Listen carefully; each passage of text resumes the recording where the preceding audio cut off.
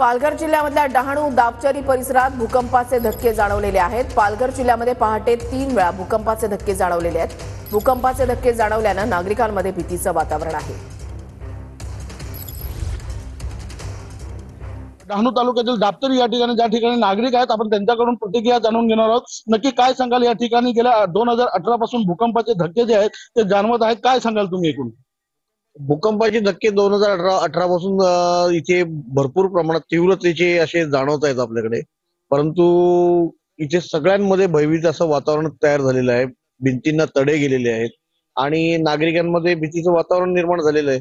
शासनाचं ह्याकडे जरी लक्ष घातलं तर बरं पडेल असं आम्हाला वाटतंय। काही घरांची पडझड वगैरे, आज 3 भूकंप झाले। घर बऱ्यापैकी म्हणजे पडण्याकरता म्हणजे तयारीतच आहेत। तडे बऱ्यापैकी गेलेले आहेत त्यांना, म्हणजे लाच मारली तरी भिंती पडतील अशी परिस्थिती निर्माण झालेली आहे।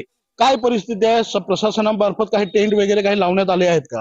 नाही, सध्या तरी आज सकाळी जो 4:35 जोरदार धक्का लागलेला आहे, त्याच्यामुळे आम्हाला एक हे इच्छा आहे की सरकारने इकडे लक्ष देऊन आम्हाला टेंट वगैरे उभे करून द्यावे।